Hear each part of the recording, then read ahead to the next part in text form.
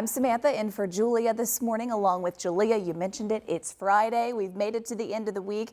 And where's Chuck Lofton this morning? You may be wondering. He is joining us live from Noblesville. Chuck, this is one of your favorite spots. Good morning to you.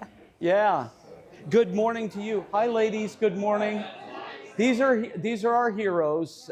Just got off the ICU shift at Riverview Hospital, and these ladies are kind of my heroes. They're with community, but I love the headdress here. Ladies, thank you for being with us this morning. We're at Noble Coffee and Tea, and coming up in just a few minutes here in Noblesville, we're going to talk to His Honor the Mayor.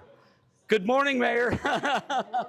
Chris is going to be with us in a few minutes, but we've got a lot to share today about the city of Noblesville, but more importantly, the doggone weather. It is starting to spritz just a little bit in Noblesville, and we want to take a look at live Doppler 13 radar, and holy cow, do we have some heavy rain to the south this morning. South of Frankfort and in the Bloomington metro area, that is pretty heavy rain. Look at the stuff around Bedford and Linton. And then if you go over from Seymour to Greensburg, very heavy rain. This is going to be an on-again, off-again wet day, as Matt has mentioned, but it will lead to what we believe is a good weekend. Now, right now, we're at 59, and we are very used to these temperatures in the morning. This is pretty much jacket weather and pretty much what we've had for really most of the past 3 weeks around here at this time in the morning. We are stretching it a bit, but it is really possible that we could get up to 73 degrees today. Wouldn't that be nice? But as Matt's going to tell you in just a few minutes, we do have a timeline of rain that will be with us during the day today. Matt's going to get to that in just a few minutes, as well as what I think is a pretty decent weekend as we get out of May, go into June. Well, Matt, as I mentioned, there is a lot of rain to the south of us, but is any of that affecting traffic this morning? That's a good question, Chuck. It's great to see you and great to see all those folks there at Noble and Coffee and Tea. Hey, if you've got a chance, he's still there for an hour. So head to Noblesville. You won't regret it. And Chuck, you'll have to let me know. It looks like a spotty shower is just starting to come over Noblesville. You have to let me know if it's reaching the ground. These are our road sensors. You can see a lot of wet pavement out there, but no crashes or accidents right now. So Chuck, to answer your question, the rain's not really impacting traffic so far. You'll just have some road spray. You'll have to kind of fight on these interstates, especially south of Indy. Columbus, Bloomington, it's coming down at a pretty good clip.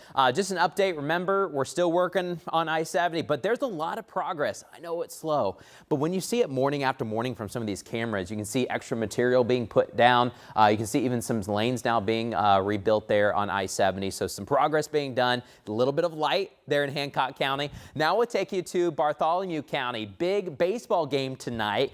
Could be a spotty shower. We'll be tracking those. But Columbus East will be hosting Franklin Community, the Grizzlies. We have a lot of baseball games tonight. Also, girls softball sectionals. Those continue tonight. We've already crowned a few champions, but a few more sectionals are kind of wrapping up later this evening. So, Samantha, we're hoping for some dry weather coming up. I'm going to show you that rain timeline so you can get your Friday all planned out. All right, Matt, we'll see you soon.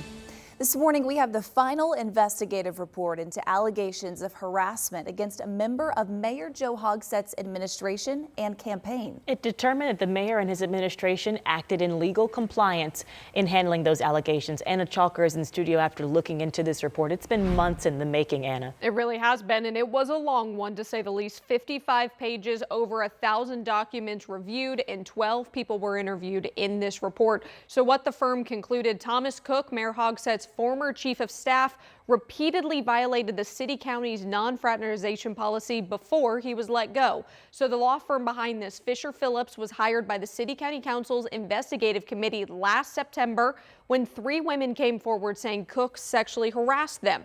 The report lays out the interactions between Cook and those women and the times the allegations were reported to the city's HR department. Cook then resigned in 2020. He also did not respond to any interview requests from Fisher Phillips during this investigation, and some counselors on the committee say this report shows Cook should have been fired immediately when the first allegations were reported.